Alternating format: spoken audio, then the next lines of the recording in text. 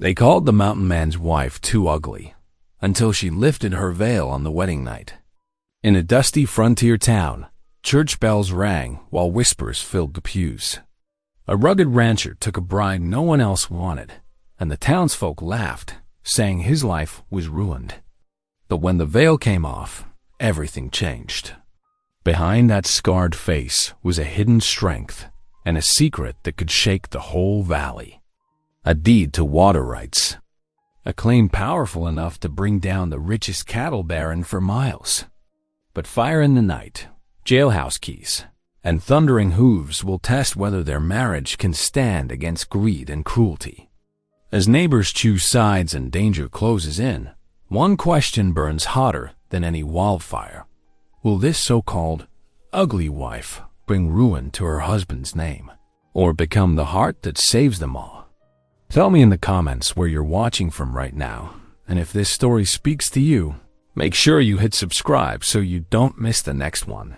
Late afternoon sun slanted through Silverton's church windows, casting long shadows across worn wooden pews. Whispers rustled like autumn leaves as Jonah Hawley stood at the altar, his broad shoulders straight beneath his best coat. His weathered hands, more accustomed to rope and reins than fancy occasions, were steady as he waited. The church door creaked open, and the murmuring grew louder. Abigail Foster stepped inside, her dark veil obscuring her face completely. Her simple cream-colored dress rustled softly as she walked down the aisle, clutching a small bouquet of wild mountain flowers. "Ain't right, hiding like that," someone whispered too loudly. Poor Jonah must be desperate indeed.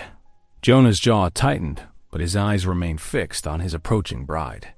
The circuit preacher, Reverend Ward, cleared his throat pointedly at the whispers, his kind face stern as he surveyed the congregation. Abby's steps faltered slightly as more whispers followed her progress. "I'd tell she's too ugly even for a mirror," a woman's voice carried from the back pews. A few snickers followed, quickly stifled. When Abby reached the altar, Jonah extended his hand. She placed her gloved fingers in his calloused palm, and he gave them a gentle squeeze. Through the veil, he could see her shoulders trembling slightly. "Dearly beloved," Reverend Ward began, his steady voice filling the small church. "We are gathered here today in the sight of God." The familiar words washed over the congregation, but the undercurrent of whispers continued.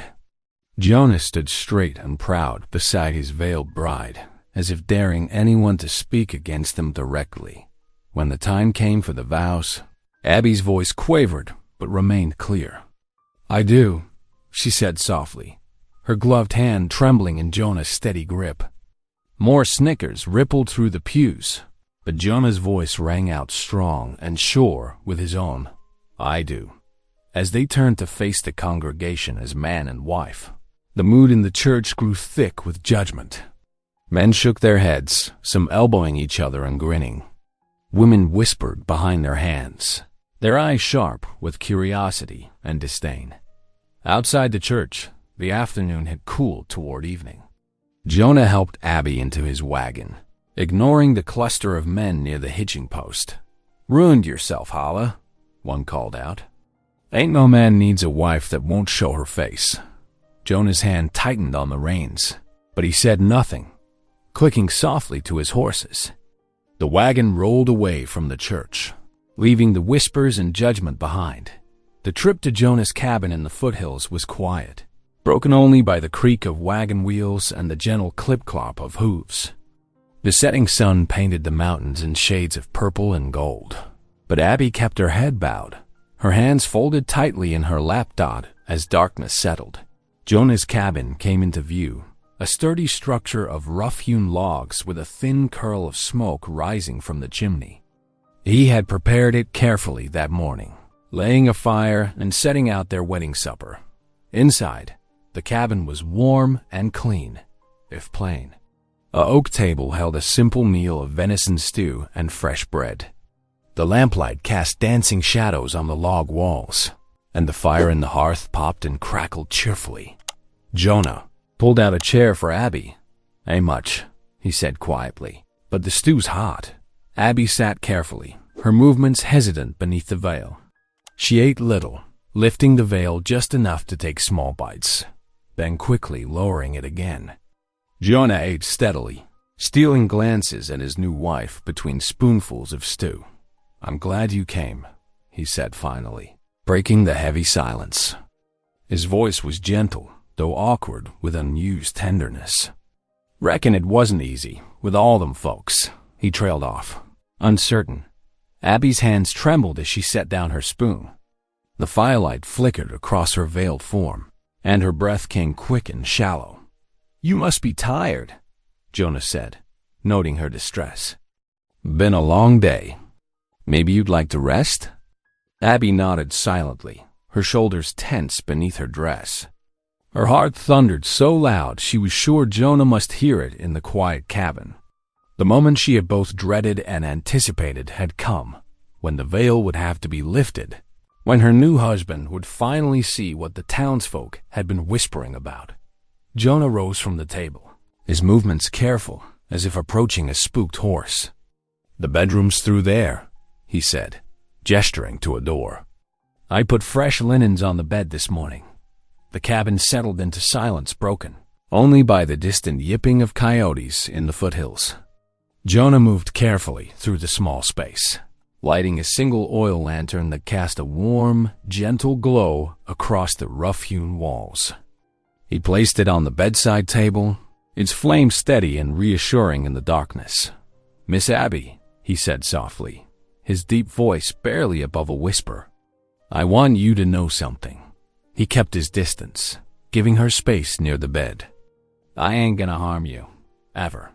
That's a solemn promise." Abby stood perfectly still, her hands clasped tightly together beneath her veil. The lamplight caught the trembling of her fingers as she slowly raised them to the edge of the dark fabric. She hesitated, her breath coming quick and shallow. "Take your time," Jonah said gently. "Ain't no rush here." With painstaking slowness, Abby lifted the veil. The fabric whispered as it rose, revealing first her chin, then her lips, and finally her entire face. The scar stretched across her right cheek and along her jaw, twisted, path of raised flesh that told its own story of survival. In the lantern's glow, the marks seemed to catch shadows, a permanent reminder of the prairie fire that had nearly claimed her life. Jonah's eyes widened as he took in her features, but not with the disgust she had come to expect. Instead, there was a quiet awe in his gaze, a deep appreciation that made her want to look away and lean closer all at once.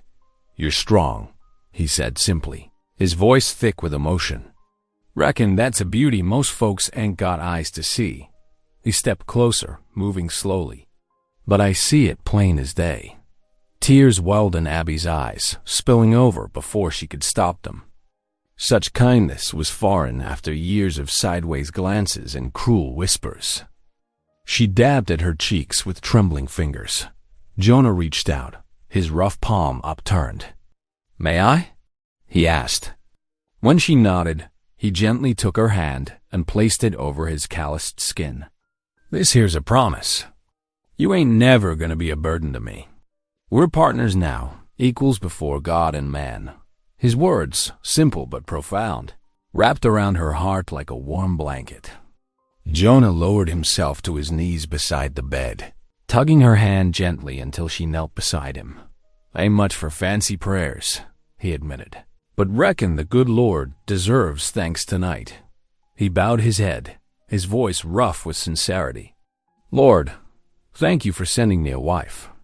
Help me be the kind of husband she deserves. Amen." The prayer's simplicity brought fresh tears to Abby's eyes. They rose together, the floorboards creaking beneath their feet. Jonah stepped away, giving her privacy to ready herself for bed while he banked a fire in the main room.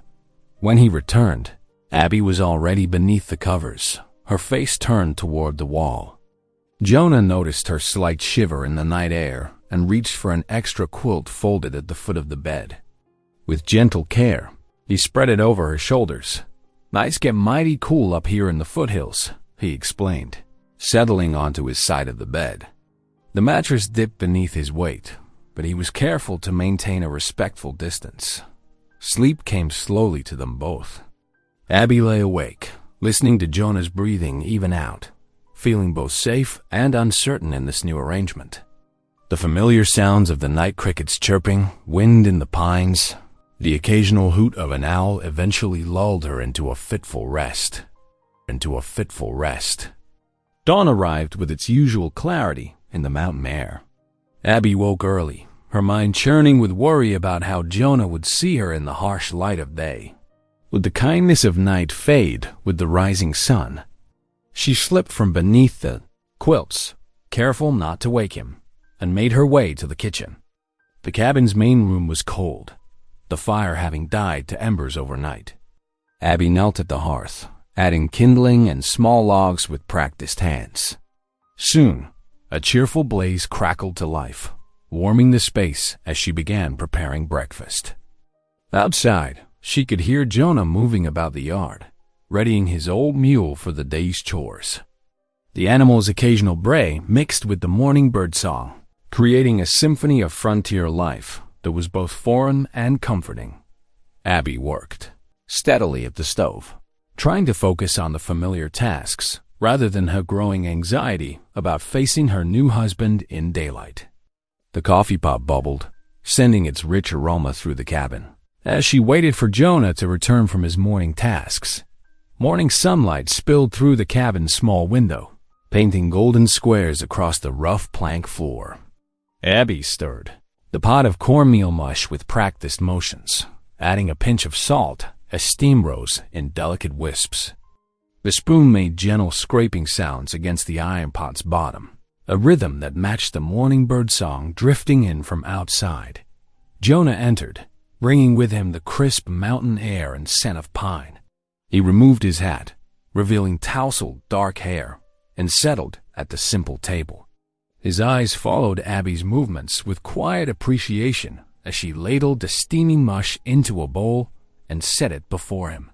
"Much obliged," he said, picking up his spoon. After the first bite, a look of contentment crossed his weathered face. "Been weeks since I had a proper warm meal. Reckon I forgot what good cooking tastes like." Abby ducked her head at the praise, her scarred cheek catching the morning light. "It's simple fare," she murmured, serving herself a smaller portion. They ate in comfortable silence until Jonah spoke again. "Woodpile's running low. Need to take the axe up to that fallen oak I spotted yesterday." He glanced at her. "Unless you need help settling in?" "No," Abby replied, gaining confidence. "I noticed some shirts that could use mending. I brought my sewing basket." Jonah nodded, clearly pleased she had useful skills to offer. "Thought we might ride into town this afternoon. Need supplies if we're to make it through the week." The wagon creaked and swayed as they made their way down the mountain track toward Silverton. Abby sat straight-backed beside Jonah, her hands folded in her lap. As they approached the town's outskirts, she could feel the weight of stairs pressing against her skin. Silverton's Main Street bustled with the usual afternoon activity, but a hush fell as their wagon rolled past. Women paused in their conversations to watch openly, whispering behind raised hands. A group of children playing marbles pointed at Abby's face until their mothers rushed to quiet them, shooting apologetic glances that held more judgment than sympathy. The mercantile's bell jangled as they entered. Abby kept close to Jonah as he collected their needed items: flour, coffee, lamp oil, and other necessities. She was reaching for a bolt of cloth when a shadow fell across the counter. Royce Blanchard stood there, his expensive boots gleaming, watch chain glinting against his embroidered vest. The cattle baron's lips curved in a cruel smile as his gaze settled on Abby's scar. "Well, if it ain't the mountain man and his new bride," Blanchard drawled, loud enough for everyone in the store to hear. He clicked his tongue. Shame to see a good rancher ruin himself by wetting a cursed face. Ain't natural, a woman marked like that. Bad luck, sure as sunrise. Jonah's shoulders tensed, his hands curling into fists at his sides. The store grew silent as death. every eye fixed on the scene. Abby felt her chest tighten, recognizing the dangerous gleam in her husband's eye. Before he could move, she gripped his sleeve, fingers pressing urgently through the rough fabric. "Please," she whispered. "Let's just go." For a moment, Jonah stood rigid. Then, with visible effort, he placed coins on the counter for their goods. Without a word, he gathered their purchases and guided Abby from the store, Blanchard's mocking laughter following them into the street. The return journey stretched in tense silence. The wagon wheels kicked up dust as they climbed back toward their cabin, the late afternoon sun casting long shadows across the trail. Finally, Jonah spoke, his voice gentle but firm. "You don't need to bow to their cruelty. Abby, ain't right, the way they treat you." Abby stared at her hands, twisting in her lap. "I didn't want trouble. Mr. Blanchard has influence in town." "Don't make him right," Jonah said quietly. That evening, after the supper dishes were cleared, Abby opened the trunk she had brought from her old home. With careful movements, she withdrew several leather-bound ledgers, their pages worn with use. These were her father's books, filled with his precise handwriting surveys, water rights, and property notes from years of work in the territory. Jonah watched from his chair by the fire as she ran her fingers over the covers, lost in thought. Without comment, she placed them on the shelf near the hearth, within easy reach but safely away from the flames. The gesture seemed weighted with meaning, though she offered no explanation. Outside, darkness settled over the ridge like a heavy blanket. Coyotes began their nightly chorus, their wild voices echoing across the valleys. Inside the cabin, lamplight flickered across the walls, casting dancing shadows that seemed to move in time with the distant howls. 2 days passed in gentle rhythm at the cabin. The mountain air carried the sharp scent of fresh-cut pine as Jonah worked steadily, constructing a lean-to against the weathered barn walls. The sound of his hammer rang across the yard, steady and sure, while chickens scratched in the dusty earth nearby. Inside the cabin, Abby moved with quiet purpose. She swept years of dust from corners, arranged tin cups and iron pots on newly scrubbed shelves, and hung simple curtains at the windows. Each task brought order to the bachelor's dwelling, transforming it slowly into a proper home. As evening approached, Abby stirred the hearty beef stew she had prepared, watching Jonah wash up at the pump outside. Her father's ledgers seemed to weigh on her mind, pulling her gaze repeatedly to where they sat on the shelf. When Jonah stepped inside, bringing the cooling air with him, she had already made her decision. "There's something I need to tell you," she said softly, ladling stew into their bowls. Jonah settled into his chair, watching her with patient eyes. "What's troubling you?" Abby crossed to the shelf and retrieved one of the leather-bound books. Her fingers trembled slightly as she opened it. "My father was more than just a surveyor. He understood the importance of water rights in this territory." She withdrew several yellowed documents from between the pages. "Before he died, he filed a legal claim to water rights along Cedar Creek."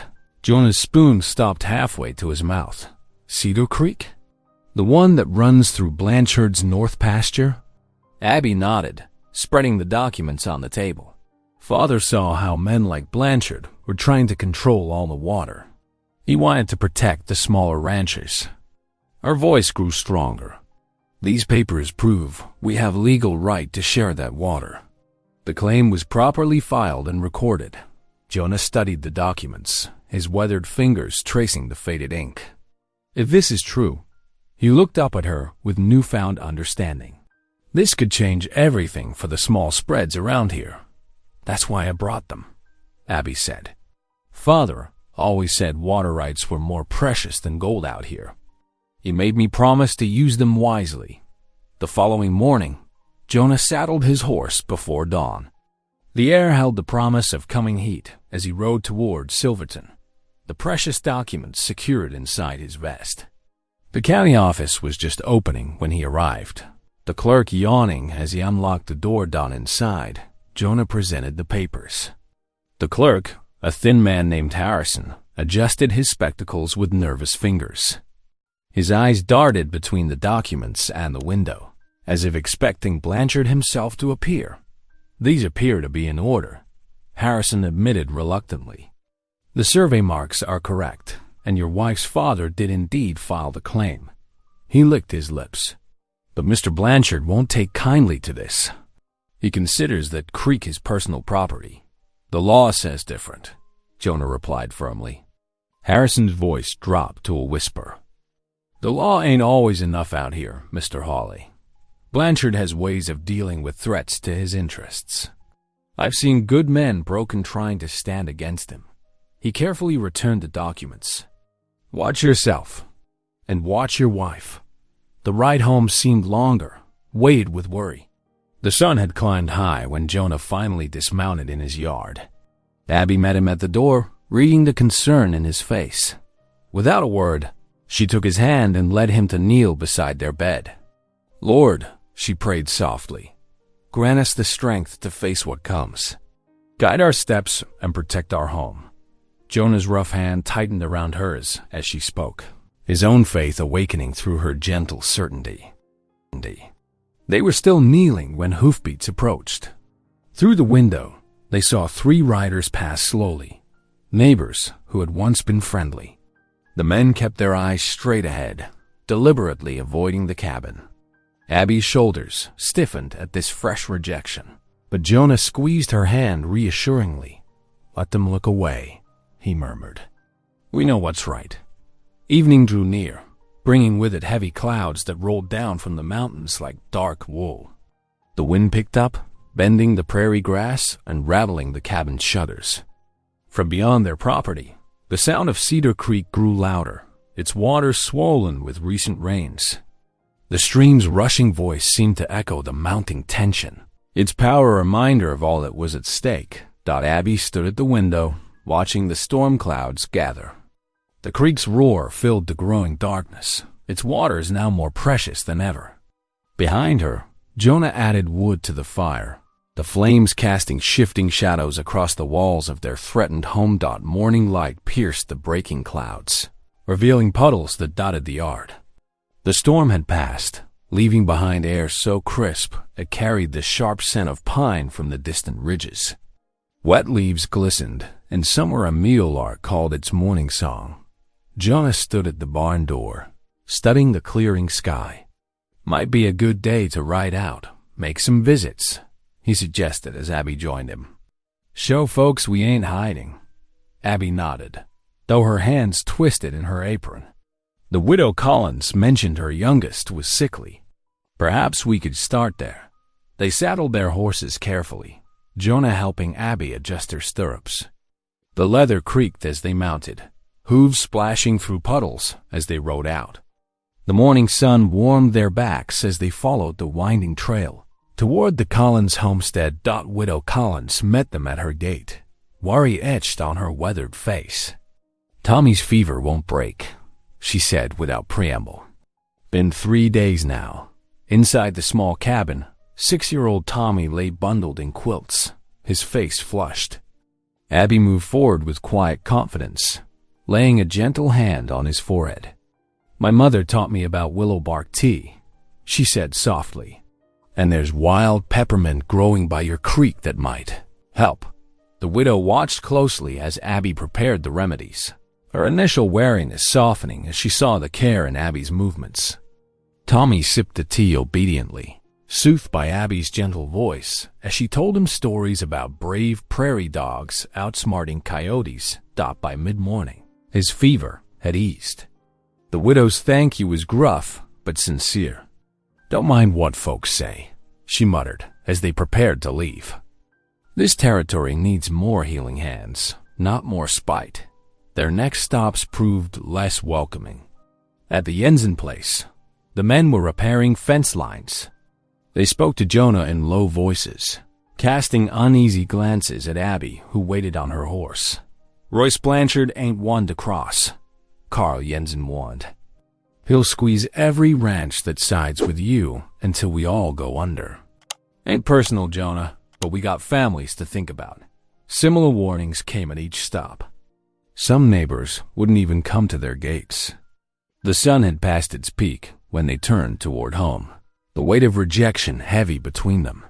They were crossing the lower meadow when a rider appeared on the ridge. Even at a distance, his straight-backed posture and distinctive hat marked him as Henry, the Ute Scout known throughout the territory. He guided his pinto down to meet them, raising a hand in greeting. Henry's dark eyes settled on Abby's face, recognition flickering across his features. "Foster's daughter," he said simply. "I remember." Abby's eyes widened. "You knew my father?" Henry nodded, touching his chest in respect. "Good man. Honest man. Spoke truth about boundaries, respected old agreements." His gaze was direct, acknowledging her scar without judgment. "You have his eyes. Strong eyes." For the first time in days, a genuine smile spread across Abby's face, transforming her features with unexpected warmth. Henry spoke briefly of past encounters with her father, each word confirming the surveyor's reputation for fairness in his dealings with the Ute people. Territory changing, Henry observed as they prepared to part. Men like Blanchard push hard, but water finds its path. He touched his hat brim. Your father understood this. The evening settled soft around their cabin as Abby sat at the table, carefully copying her father's water rights notes into a fresh ledger. The lamplight caught the graceful flow of her handwriting, each figure precise and clear. Jonah watched from his chair by the fire, whittling a piece of pine. "Never learned much about reading and figures," he admitted quietly. "Always felt the shame of it." Abby looked up, her pen pausing. "Father taught me because he had no sons. Said knowledge was meant for sharing, not hoarding. Like water rights." Jonah observed. "Yes." Abby smiled slightly. "He believed in balance. Taking only what you need, leaving enough for others." They talked then of their pasts. Jonah speaking of his years in the mountains, learning to read signs in weather and wildlife. Abby shared memories of traveling with her father, watching him map the changing territory. Each story was a small gift, building trust between them. The fire crackled low as the night deepened. Through the window, stars pierced the vast darkness, countless as possibilities. Yet beneath their peaceful glow, both Abby and Jonah felt the growing tension. Royce Blanchard's influence stretched across the territory like a shadow, and they had dared to challenge it. The ledger lay open between them, its fresh pages filled with Abby's careful script, a record of rights that could change everything, or cost them all. They had dawn painted the sky in whispers of pink and gold as Jonah mounted his horse, ready to drive cattle to the upper meadow. The morning air held the last bite of winter's chill. Abby stood at the cabin door, wrapping her shawl tighter around her shoulders. "Mind those clouds to the west," she called softly. Jonah nodded, clicking his tongue at the small herd. The cattle moved slowly at first, their breath visible in the cool morning air. Once Jonah disappeared over the rise, Abby gathered 2 wooden buckets for her morning trip to the creek. The path wound through scrub oak, still dripping from yesterday's rain. Birds called from the branches, and a rabbit darted across her path, startling her into a small laugh. The creek gurgled peacefully, its waters running clear and strong after the storm. Abby had just filled her second bucket when voices drifted down the path. Her shoulders tensed as she recognized Martha Simmons' shrill tones, accompanied by several others from town. "Well, if it ain't the cursed bride herself," Martha announced loudly as the group rounded the bend. 4 women and 2 men stood staring, making no effort to hide their disdain. "Heard tell that scar of yours brought drought to 3 counties before you came here," one of the men called out. "Reckon we'll all suffer for it now." Abby's hands trembled on the bucket handles, but she straightened her spine. The morning sun caught her scarred cheek fully, and for once, she didn't turn away. "This scar means I walked through fire and lived," she said, her voice quiet but steady. "It proves survival, not shame." And if you knew anything of God's mercy, you'd see that. Martha's face reddened, but before she could respond, Abby lifted her buckets and walked past them, water sloshing against the wooden sides. She felt their stares burning into her back, but kept her pace measured and dignified. By midday, the sun had warmed the air considerably. Abby was hanging wash on the line when hoofbeats announced a visitor. Her heart jumped until she recognized the circuit preacher's worn brown horse. Sister Abigail. Reverend Ward called out warmly, dismounting with careful movements that spoke of long hours in the saddle. "I heard you might welcome a visit." Abby invited him inside, grateful for his familiar, kind presence. She served coffee in her best cups, wedding gifts that still made her chest tight with emotion. "The Lord sees not as man sees," the preacher said gently, watching her hands shake slightly as she poured. "For man looks on the outward appearance, but the Lord looks on the heart." 1 Samuel chapter 16, verse 7. Tears welled in Abby's eyes before she could stop them. The preacher reached across the table to pat her hand, his touch fatherly and comforting. "Your father was a righteous man," he continued. "He taught you well about justice and mercy. Don't let the world's cruelty steal what God has planted in your heart." When Jonah returned that evening, dust-covered and weary, Abby had venison stew simmering in the iron pot. The cabin glowed with lamplight as they sat down to supper, the aroma of sage and wild onions filling the air. "Been thinking," Jonah said between bites, "about building a proper barn come spring. Something solid, with a hayloft and room for more stock." He stirred his stew thoughtfully. "That is, if Blanchard would ease up some. Let us smaller folks breathe."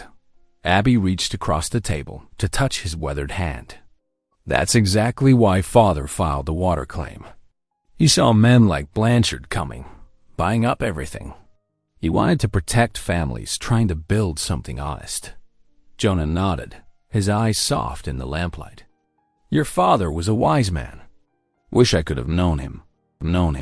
The peaceful moment shattered as hoofbeats thundered past the cabin. Something thudded against the door. Jonah was on his feet instantly, hand reaching for his rifle. "Stay back," he warned Abby, moving cautiously to the entrance. The rider's horse was already disappearing into the gathering dusk. A knife pinned a piece of paper to the wooden door.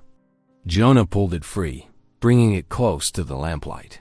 His face darkened as he read the words. "What does it say?" Abby whispered, though she dreaded the answer. Jonah's voice was tight with anger as he read aloud. "Withdraw your claim or lose more than cattle." The threat hung in the air like smoke, turning the cozy cabin suddenly cold. Their half-finished supper sat forgotten on the table as they stared at the crude note, its message clear as the knife that delivered it. Abby's hand found Jonah's arm, steadying them both. The lamp flickered, casting long shadows on the wall, and the night pressed close against the windows. Morning mist clung to the grass as Jonah rode out to check the herd. The cattle grazed peacefully in the lower meadow, but something felt wrong. It counted once, then again, his heart sinking. 3 calves were missing, the best of the spring births. Dismounting, he traced fresh tracks in the mud. They led straight toward Blanchard's range, telling a story as clear as daylight. Hoofprints showed where riders had cut through his fence, driving the young cattle toward the barren, sprawling pastures. Back at the cabin, Abby was kneading bread when Jonah burst through the door. His face was dark with anger. "Blanchard's men took our calves," he said, dropping his hat on the table. Plain as day, their tracks head right to his land. Abby wiped flour from her hands. "The sheriff won't lift a finger," Jonah cut in. "Everyone knows Blanchard owns him through debt and favors. Then we need proof before we make accusations," Abby said carefully. "Something the sheriff can't ignore. Father always said evidence speaks louder than words." Jonah's shoulders relaxed slightly. "Reckon you're right about that." As evening approached, Henry's horse appeared on the ridge, followed by Widow Collins in her small wagon. Abby had invited them for supper, hoping to discuss ways to unite the community against Blanchard's bullying. The cabin filled with warmth as they gathered around the table. Abby served beans, cornbread, and wild greens, while Widow Collins contributed an apple pie. Henry sat quietly, observing with keen eyes that missed nothing. "Folk are scared," Widow Collins said, breaking a piece of cornbread. "Blanchard's got his hooks in deep. But they're tired, too. Tired of dancing to his tune." Henry nodded. "Water is life. He who controls it controls all." Abby set down her fork, eyes bright with sudden purpose. "What if we used Father's water rights differently? Not to fight Blanchard, but to help everyone?" "What do you mean?" Jonah asked. "A community well," Abby explained. "The documents give us rights to the underground water, too. If we all work together, we could dig a well everyone could use. No one would have to depend on Blanchard's Creek access." Henry's expression brightened. "Many hands make light work. My people know where water runs deep. It would give folks hope," Widow Collins added. "Something to build on." The next morning, word spread quickly. By afternoon, 20 families had gathered at Jonah's cabin, filling the yard with wagons and horses. Children played under the oak trees, while their parents listened intently. Abby stood on the porch steps, her scarred face clear in the sunlight. Some still whispered, but more faces showed interest and scorn. "We all know what it's like to live under one man's power," she began, her voice carrying across the yard.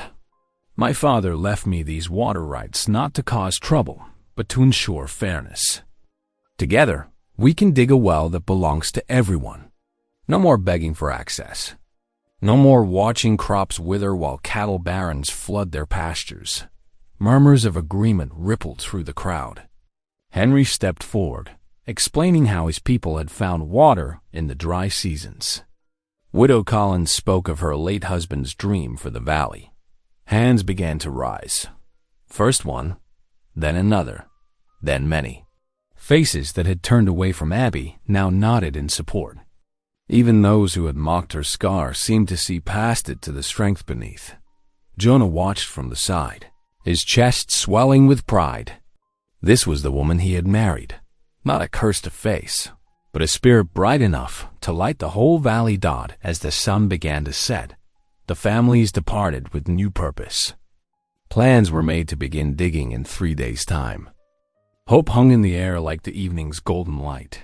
Jonah and Abby walked hand in hand to the creek, pausing beneath the old cottonwoods. The water gurgled peacefully, carrying the day's last warmth. Fireflies began to rise from the grass, their gentle lights dancing over the surface.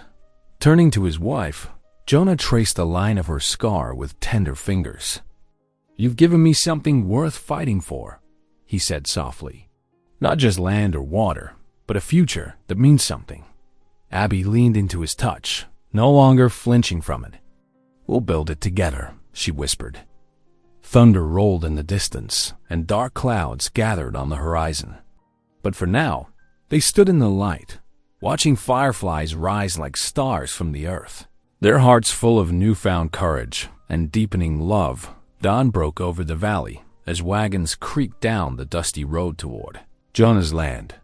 Men arrived with shovels slung over their shoulders, while women carried baskets of food and jugs of water. Children skipped alongside, eager to help with the great well digging. Abby stood near the marked spot, her father's surveying notes spread carefully on a wooden crate. The morning sun caught her scar, but no one seemed to notice anymore. Her finger traced the calculations as she directed the first. "Diggers, the water table lies 20 feet down," she explained, pointing to the ground. "We'll need to dig wide at first, then narrow as we go deeper." Henry knelt beside her, examining the soil. "The earth speaks of water here. Your father chose well." Jonah worked alongside his neighbors, his shirt darkening with sweat as they broke through the tough surface soil. The preacher removed his coat and joined them, quoting scripture about living water as he dug. "The Lord provides wells in the wilderness," he said, wiping his brow, just as he did for Abraham's people. As the morning stretched into afternoon, the hole grew steadily deeper. Men took turns descending on ropes, while others hauled dirt in buckets. Women kept the workers fed with cornbread and beans, making sure no one grew faint in the heat. Children formed bucket brigades, giggling as they passed water down the line. Their laughter replaced the whispers that had once followed Abby through town. Now, women who had turned away came to ask her advice about water storage and garden planning. Days passed, and the well took shape. The preacher visited daily, reading psalms in the shade while workers rested. On the fourth day, he gathered everyone around the growing hole. "Let us bless this work," he announced, opening his Bible. "For where there is water, there is life. Where there is community, there is God's love made visible." By the end of the week, shovels struck moisture. Then, on a bright morning, clear water began seeping through the soil. As the diggers cleared the last few feet, it bubbled up strong and sweet. "Water!" someone shouted. "We've struck water!" Cheers erupted across the yard. Men hauled up buckets of crystal-clear water, passing them around for all to taste. Children splashed each other playfully while women wiped happy tears. That evening, Jonah and Abby hosted a celebration. Lanterns hung from posts, casting warm light over rough-hewn tables. The aroma of beans simmered with bacon filled the air, while coffee bubbled in large pots. Fresh bread passed from hand to hand as neighbors gathered to feast. Widow Collins stood, raising her tin cup. To Abby, she called out, "The heart of our valley." To Abby, everyone echoed. Faces that had once mocked her scar now beamed with genuine affection. Abby ducked her head, cheeks flushing. "The well belongs to all of us," she said softly. "We built it together." As the evening deepened, families drifted home by lantern light. Jonah and Abby sat alone by their fire, watching the flames dance. His rough hand found hers, squeezing gently. "Never thought I'd know such peace," Jonah admitted, his voice thick with emotion. "All those years alone in these hills, I reckoned that was my lot. Then God sent you, and everything changed." Abby leaned against his shoulder, feeling hope rise in her chest like the well water itself. The fire crackled softly, and all seemed right with the world. But in the dark hours before dawn, thundering hooves shattered the peace. Shouts and whoops filled the night air as riders circled their property. Jonah sat bolt upright in bed just as orange light flooded through their window. "Fire!" someone yelled. "The barn's ablaze." The smell of smoke poured into the cabin as Jonah leaped from bed, grabbing his rifle. Outside, flames engulfed the barn's wooden walls, reaching hungry fingers toward the sky. Cattle bellowed in terror, their shadows dancing against the inferno. "Stay inside," Jonah ordered Abby, then raced toward the burning barn, his figure silhouetted against the terrible light. The fire roared higher, consuming everything in its path. Abby stood in the doorway, heart pounding, watching her husband disappear into the nightmare of flame and smoke. Flames licked the night sky as Jonah raced toward the burning barn. The heat hit like a wall, making his eyes water. Behind him, neighbors poured in from surrounding homesteads, drawn by the orange glow and the sounds of panic. "Form a line," Jonah shouted through the smoke. "Get buckets from the well." Abby rushed out despite his warning, organizing women and children into a water brigade. The new well proved its worth as bucket after bucket passed down the line. Widow Collins worked beside her, face streaked with soot. The cattle's terrified bellowing pierced the chaos. Several broke through the burning corral, thundering into the darkness.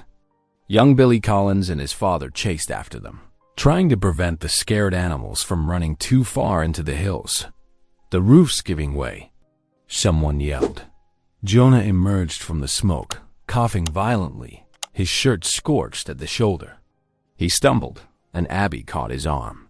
Together they watched helplessly as the barn's timbers groaned, then collapsed in a shower of sparks and burning hay. Through the flames, dark figures on horseback melted into the night. Their whoops of cruel laughter drifted back on the smoke-filled wind. Everyone knew they were Royce's men, but no one spoke it aloud. Dawn crept over the hills, revealing the full extent of destruction. The barn was nothing but smoking ruins. Half their cattle were scattered to the winds. Ash coated everything like gray snow, and the acrid smell of burnt wood hung heavy in the air. Abby touched Jonah's cheek, noting the red marks where cinders had struck him. "Let me tend those burns," she said softly. Before she could lead him inside, hoofbeats approached. The sheriff rode up with 2 deputies, their faces grim.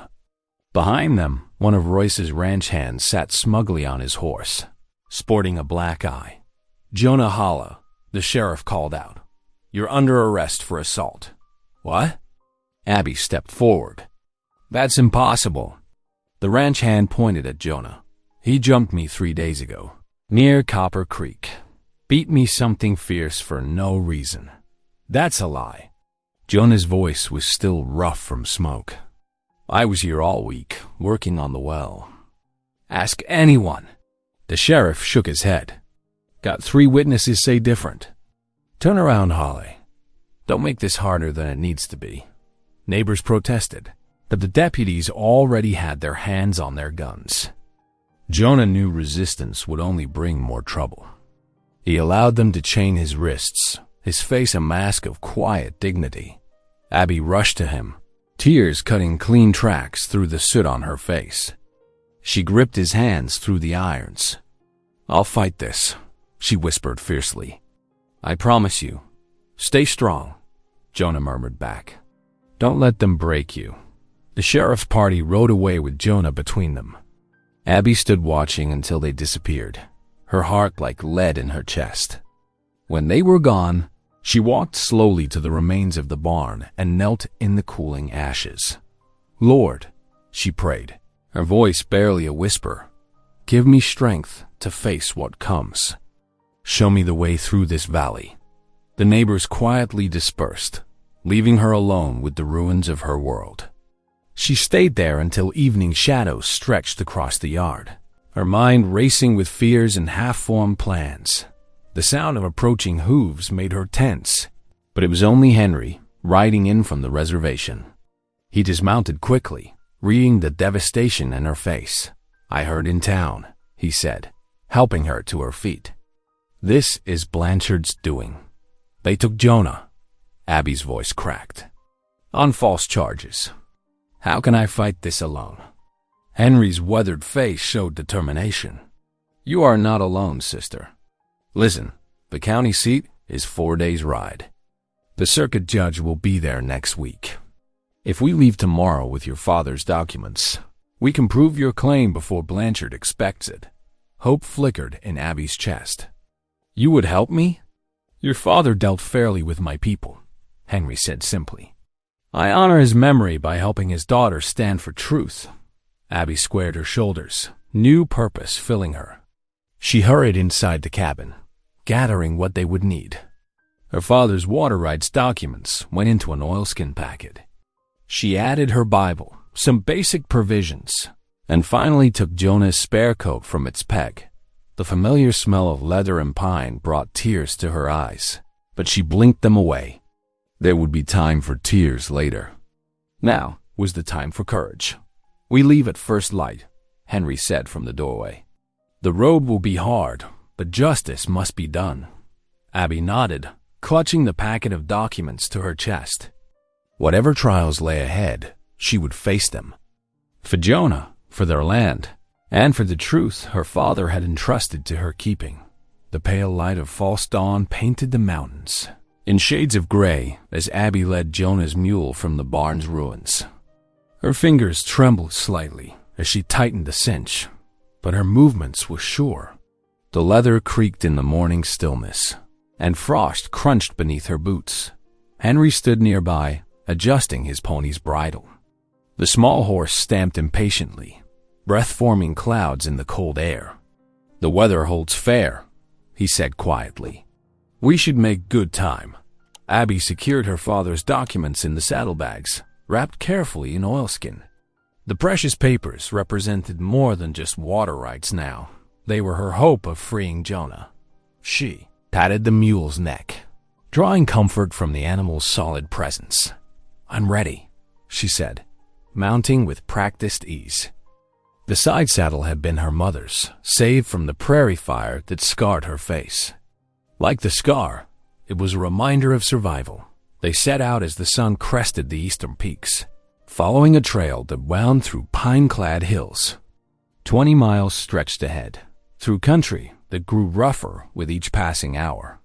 The mule picked its way carefully over rocky ground while Henry's pony followed, sure-footed in the uncertain terrain. Around mid-morning, they passed through a grove of blackened trees, their branches reaching toward the sky like grasping fingers. Henry grew quiet, his face shadowed with memory. "These were hunting grounds once," he said after a long silence. "My father taught me to track deer here, before the treaties moved us south." He gestured to stone circles half hidden in the grass. "Our people camped in these meadows every summer. Now the land remembers, but few others do." Abby listened, understanding blooming in her heart. Her own struggle with Royce seemed small against the weight of Henry's words. "My father spoke often of broken promises," she said softly. "He believed the land belonged to no one man." Henry nodded. "Your father saw clearly. That is why I help you now. Justice denied anywhere weakens justice everywhere." They rode on through stands of aspen, their leaves rattling like whispered prayers. Near midday, they stopped at a creek where clear water tumbled over moss-covered rocks. While the animals drank, Abby settled on a sun-warmed boulder and drew out her Bible. "Would you like to hear some verses?" she asked, turning warm pages with careful fingers. At Henry's nod, she read from Psalms, her voice steady against the creek's music. "Let justice roll down like waters, and righteousness like an ever-flowing stream." The words seemed to hang in the air, mixing with wood smoke from Henry's small fire where he heated coffee. They shared a simple meal of dried beef and hard bread, saving their strength for the miles ahead. The afternoon sun cast long shadows when they finally approached Miller's Crossing, a small settlement that marked the halfway point to the county seat. The whitewashed church stood like a beacon against the darkening sky, its steeple reaching heavenward. Henry led them to the parsonage, a modest cabin beside the church. The preacher's wife, Sarah Matthews, opened the door at their knock. Her kind face creased with concern at their trail-worn appearance. Come in," she urged, ushering them into the warmth. "I just pulled cornbread from the oven. You'll stay the night, of course." The small kitchen smelled of fresh bread and coffee. Sarah bustled about, setting places at the table while her husband, Reverend Matthews, helped Henry tend to the horses. "We heard about Jonah's arrest," Sarah said quietly, passing Abby a plate of steaming cornbread. "Such a shame, when everyone knows Royce Blanchard's behind all this trouble." Abby's throat tightened. "We ride to court tomorrow. I pray the judge will see the truth. He's a fair man, Judge Harrison," Sarah assured her. "And truth has a way of coming to light." After the simple but filling supper, Sarah showed Abby to a small room with a narrow cot. The preacher's wife had even warmed the sheets near the fire, a kindness that brought tears to Abby's eyes. Alone in the darkness, Abby lay awake, her father's documents tucked close beneath her pillow. The cot was softer than her bed at home, yet sleep proved elusive. She whispered prayers into the night, asking for strength, wisdom, and steady words for tomorrow's trial. "Lord," she breathed, "help me speak with courage. Help me stand for what is right, as my father taught me. And please, protect Jonah until I can bring him home." Through the thin walls, she heard Henry's quiet movements in the next room, and beyond that, the gentle songs of night birds. Tomorrow would test her resolve, but tonight she was not alone. That knowledge, like the warmth of Sarah's cornbread, sustained her as she finally drifted toward sleep. Gray clouds hung low over the county seat as Abby and Henry guided their mounts down the main street. The town hummed with morning activity. Freight wagons creaked past.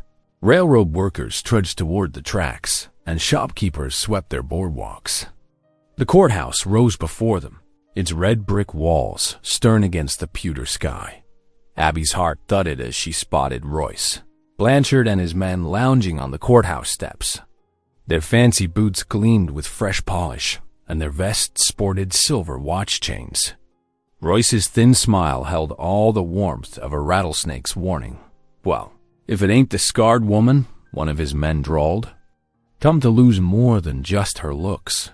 Henry's hand tightened on his reins, but Abby lifted her chin beneath her veil. They dismounted in silence, securing their horses at the hitching rail.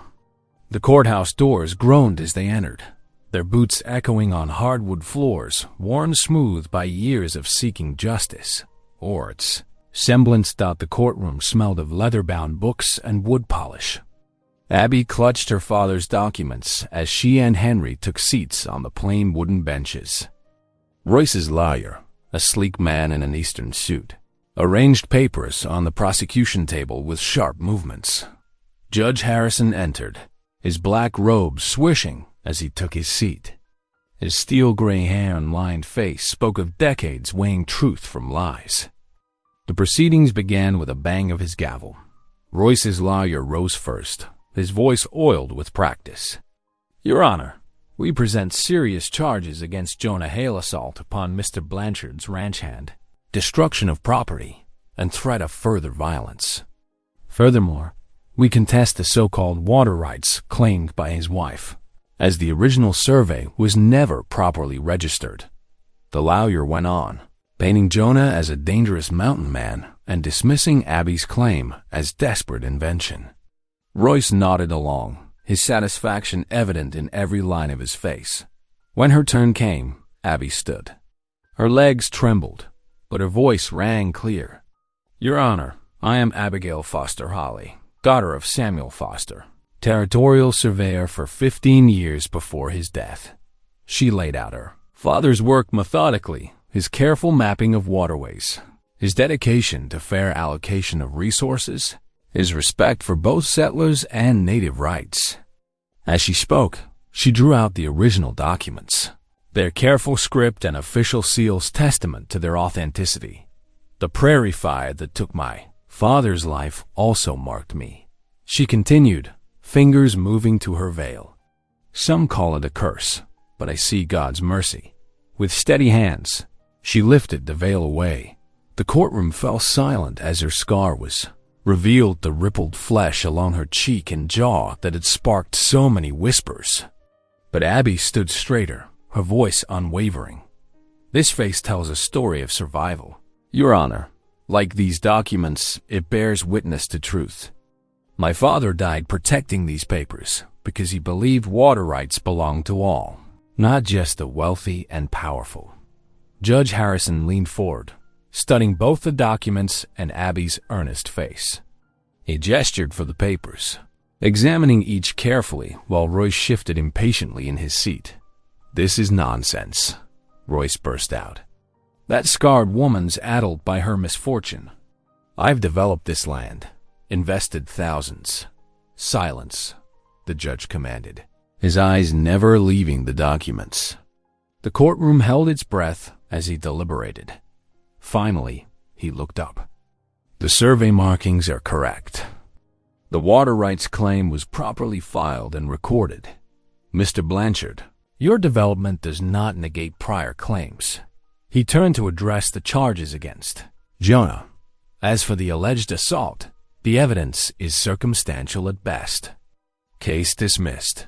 Relief flooded through Abby like a spring freshet. Henry's hand found her shoulder, squeezing gently. Royce stormed from the courtroom, his boots striking the floor like hammer blows, his men trailing behind.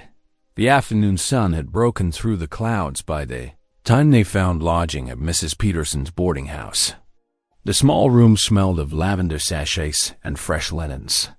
Abby sat at a simple desk while Henry went to tend the animals in the warm lamplight.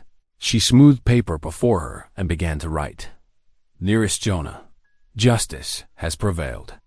The judge affirmed our water rights and dismissed all charges against you. Soon you'll be free, and we can begin building our life together properly. God has shown his mercy once again. With love, your Abby. She folded the letter carefully, hope rising in her heart like the evening star now visible through her window. Tomorrow would bring Jonah home, and with him, the chance to make their small piece of earth bloom with possibility. Morning painted the eastern sky in watercolor strokes of pink and gold as Abby and Henry set out from the county seat. The judge's order, carefully folded in Abby's saddlebag, felt like a treasure more precious than gold. Her mule's steady gait carried her homeward, hooves striking a rhythm against the packed earth of the trail. The early hours passed quietly, broken only by birdsong and the gentle creak of leather. As they approached more settled country, changes became apparent in how people greeted them. Farmers paused in their fields, raising hands in greeting. A group of cowboys removed their hats as Abby passed, a gesture of respect that brought color to her cheeks. Folks heard about the court victory, Henry observed, his dark eyes taking in each interaction. Word travels fast out here. Almost as fast as bad news, Abby replied, remembering how quickly rumors of her scars had spread when she first arrived. Near midday, they encountered the Miller family's wagon headed to market. Mrs. Miller waved them to a stop, her face bright with excitement. Miss Abby, we heard the news from town, both about the water rights and... She leaned forward, practically bouncing on her seat. They let Jonah go this morning. Sheriff couldn't hold him once word came about the judge's ruling. Abby's heart leaped. She gathered her reins, ready to press on, but Mrs. Miller wasn't finished. We're all so proud of you, standing up like that. Shows real courage, it does. Much obliged, Abby managed, her voice thick with emotion. She glanced at Henry, who nodded understanding. They quickened their pace, the animals sensing their rider's urgency. The familiar landscape rolled past scattered pines giving way to sage-dotted hills, the creek valley opening below them like a green ribbon. Abby's pulse quickened as they crested the final rise. Their cabin came into view, smoke rising straight and true from the chimney. Beyond it stood the blackened skeleton of the barn, a stark reminder of Royce's cruelty. But there, outlined against the ruins, stood a familiar tall figure. Jonah, Abby whispered. She pressed her mule forward, barely aware of the neighbors gathered near the cabin or Henry's quiet smile as he reined back to give them space. All she could see was her husband, turning at the sound of approaching hooves, his face breaking into a smile that erased weeks of worry. Jonah strode forward as she reached the yard. His strong hands found her waist, lifting her easily from the saddle. Before her feet could touch the ground, his arms wrapped around her, holding her close. Abby buried her face against his chest, breathing in the familiar scent of pine and leather. You did it, he murmured into her hair. You beautiful, brave woman. Abby pulled back just enough to reach into her saddlebag, drawing out the judge's order. We did it, she corrected, showing him the official seal. The water rights are confirmed. All charges dismissed. Jonah studied the document, his eyes moving slowly over the words. Though he struggled with reading, the judge's signature and seal told him everything he needed to know. Looking up, his gaze held such pride that Abby felt her heart might burst. Without hesitation, Jonah cupped her face in his calloused hands and kissed her scarred cheek, right there in front of everyone. The gesture spoke volumes of love, of acceptance, of gratitude beyond words. Someone started clapping, probably the widow Collins, and soon others joined in. Abby realized more neighbors had gathered while she was focused on Jonah. The Millers had followed them home, and others had come bearing food and good wishes. We thought you might be hungry after your journey, Mrs. Collins called out, holding up a covered dish. The simple gathering turned into an impromptu celebration. Neighbors helped carry dishes into the cabin, while children played in the yard. Henry shared the story of Abby's courtroom speech, his quiet words carrying weight that everyone leaning in to listen. As evening approached, lantern lights spilled golden from the cabin windows. Inside, Abby and Jonah hosted their friends around the rough-hewn table, sharing bread and stew, coffee, and conversation. The talk turned to rebuilding offers of lumber, of labor, of livestock to replace what was lost. "We'll have that barn up before first snow," promised old Jim Tucker, who'd barely spoken 2 words to them before today. Later, as the last guest departed and night settled over the valley, Abby and Jonah stood in their doorway. The lantern cast warm light across the yard, turning the barn ruins into shadows that seemed less threatening somehow. Jonah's arms settled around her shoulders. "When I married you," he said softly, "I thought I was offering shelter to someone who needed protecting." He shook his head, smiling. "Never dreamed I was getting the bravest woman in the territory." Abby leaned against him, feeling the solid strength of him, the steady beat of his heart. The worst was behind them now. Ahead lay rebuilding, growth, and the certainty of facing whatever came together. The autumn days brought new life to the valley. Each morning, neighbors arrived at Jonah and Abby's homestead, carrying tools, lumber, and determination. The sound of hammers and saws filled the air where Mockery had once lived, and the skeleton of a new barn rose steadily against the blue Colorado sky. Women spread quilts under shade trees, laying out hearty meals of cornbread, stewed beans, and apple pies. Children darted between the workers, collecting nails and fetching water. Their laughter, a sweet music that had been missing from the land. Miss Thompson, the schoolteacher who had once crossed the street to avoid Abby's scarred face, now brought books and sat with her during lunch breaks. "You've taught us all something about courage," she said, watching the men raise another wall frame. "The children ask for your story nearly every day." Each evening, as the sun painted the mountains gold, Jonah and Abby walked hand in hand to the creek. They spoke of adding rooms to the cabin, of children they hoped would come, of the garden Abby planned to plant come spring. The water burbled over rocks, clear and free, just like their hearts. Word spread that Royce Blanchard was selling his cattle at a loss. Wagons loaded with his belongings creaked past the homestead, heading east. The cattle baron who had ruled through fear now departed in disgrace, unable to meet the steady gazes of those he had wronged. On a bright Sunday morning, frost coating the grass like sugar, the circuit preacher stood before his congregation. "Today," he announced, his voice carrying to the rafters, "we honor one who reminds us of Christ's teachings. Abigail Heil showed us that true beauty lies in righteous courage." Abby sat in the rough-hewn pew, tears glazing her eyes as Jonah's strong fingers wrapped around hers. After the service, they hosted Henry and the widow Collins for dinner. The cabin rang with laughter as they shared stories and broke bread together. No trace remaining of the loneliness that had once haunted these walls. That evening, Jonah led Abby to his workshop behind the cabin.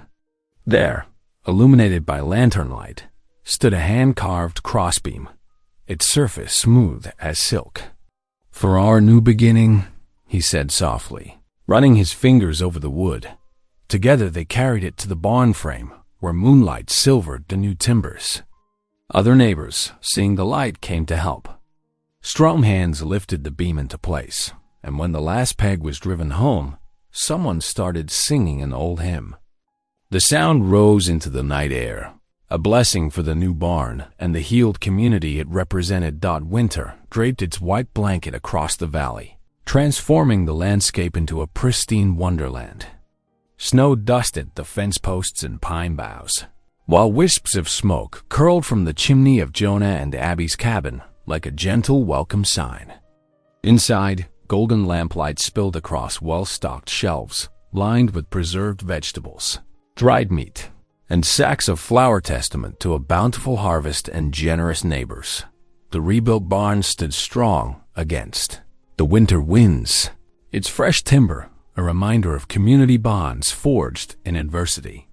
Hardly a day passed without visitors stopping by to share coffee and conversation, the cabin warm with fellowship and laughter. On Christmas Eve, Jonah led Abby to the fire with hands covering her eyes. "I've been working on something special," he said softly. When she opened them, there stood a beautifully crafted rocking chair, its wood smooth and rich with careful oiling. "For all the evenings we'll spend here together," he explained, watching the fire and counting our blessings.